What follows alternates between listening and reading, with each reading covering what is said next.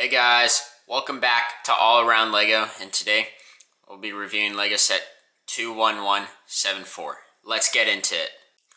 To start this review off, we'll go over some particulars first. This set was released in June of 21 and retired of December 2022 as 909 pieces, and at time of retail it costed $120.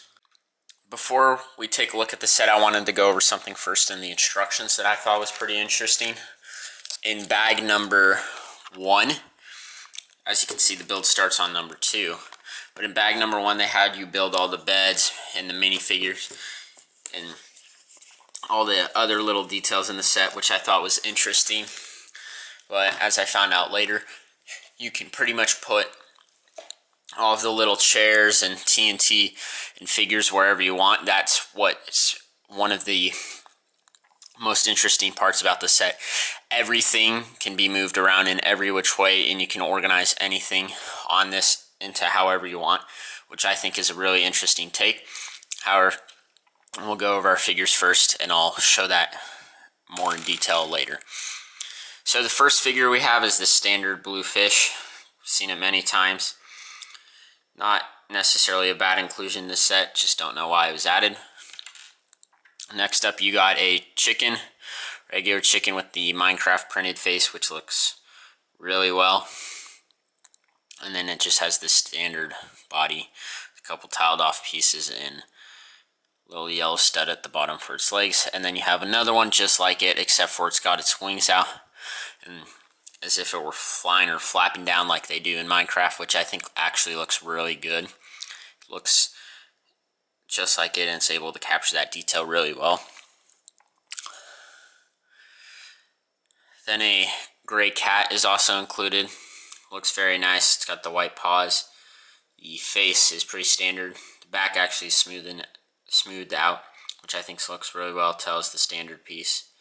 Really nice figure to include. And then for, I guess, your main figures, you got a charged creeper, which I think one of the main highlights is the head. I don't know if the camera captures it, but you can see little green flakes on the front.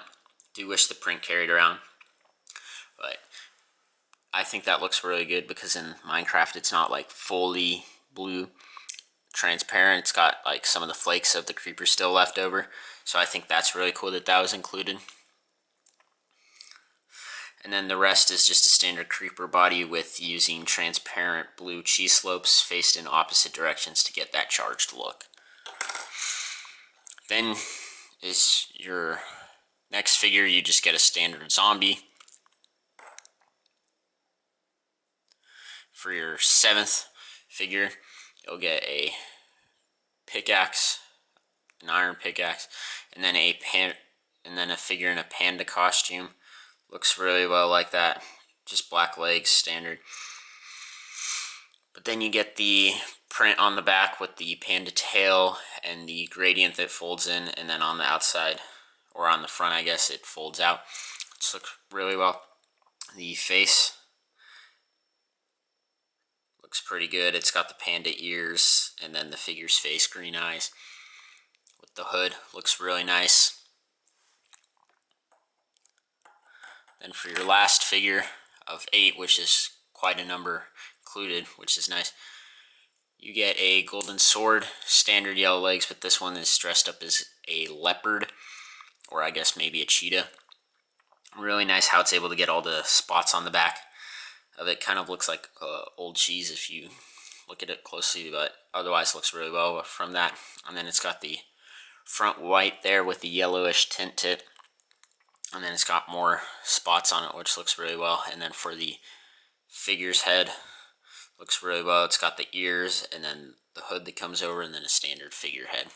Besides that, so 8 figures for $110. I know not all of them are really full figures, but it's really nice to see that included.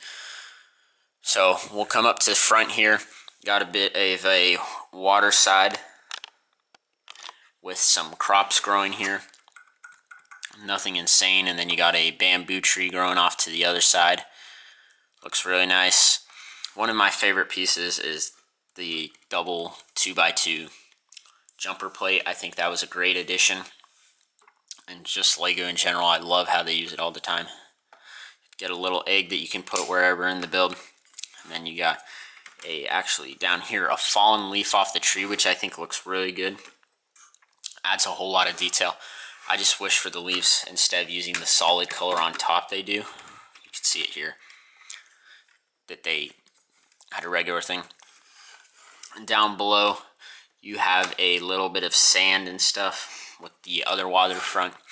And I thought it was interesting that they had two different colors of grass. I thought it was initially that's going to be the shaded area, but looking at it, this area would be shaded too. So Lego may have been a little lazy on that standpoint. Around back, you got another open area. You can really see the base of the tree build up here.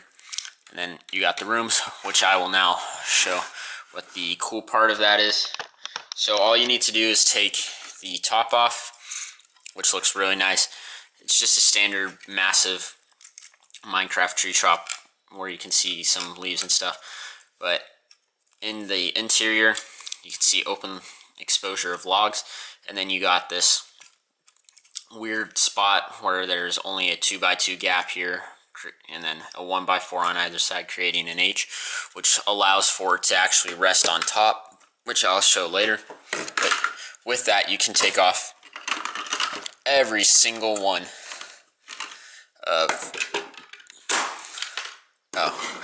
of these buildings. An issue that I just demonstrated is I do wish that the ladders had been elevated a bit so that every time you put them down they aren't crooked. However, that's a minor detail. And then the smaller roof top gets the same job done. You can see the little grid here that holds it up, prevents it from falling down, and then smaller foliage, but still probably looks better than the other one. And you can combine them on top for like a bigger thing if you really wanted to, and then have a bare tree. But pull this off and then pull this one off, you can see the trees. It's actually really interesting how they have these elevated plates at the bottom for the first trunk in order to prevent the buildings from actually clicking onto the other studs, which I think is really nice to prevent like anything from causing issues. And then at the top you got this little tree trunk, which if you just put this on top, you got a tree. It does look really bad. I guess for this one not as much, but definitely for the tall one, if you just have the roof on it, it looks atrocious. However, it's really nice with that, a lot of extra detail. This one has a lot more buildup at the bottom to prevent the buildings from going too low. However, the inside is actually like very hollow. You can see the Technic rods that are used to actually make this sturdy. This one has them all enclosed, which I like, but they're very sturdy from that. And then at the bottom you can see even more. This is where the two trunks come up. You can see the bottom of that, and then you can see all the Technic stuff that requires this base to be really incredibly sturdy, which I like a lot. Has a lot of structural integrity.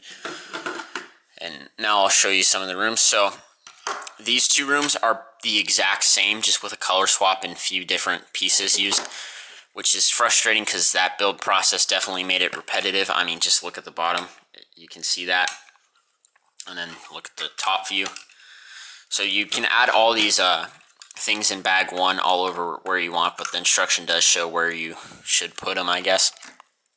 Lego's recommendation. So I'll show you this one first. It's a pretty standard room. It has this big hole in it for the tree. The roof actually pops off really well like that. Inside you got a bed, a torch, and then this little thing. I'm not sure exactly what it is, but it's a little pink with a clip and then some green on a shelf, which I think is an interesting inclusion. And then it's got this massive window off to the side so everyone can look at you while you're sleeping. And then it's got no door. They could probably have fit one in there. It's about the size. Maybe it would have been a little taller. But then you got a little porch out here, which is really nice for your figures. And Lego recommends that you put this one here or whatever, and then have it come down. But you can also put it on here. They all fit on each other. So you can really create any possible combination that you want with that.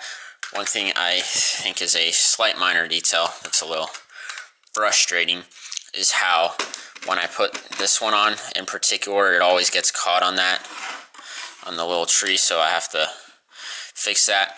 Really nice how the ladder actually creates a slope down there.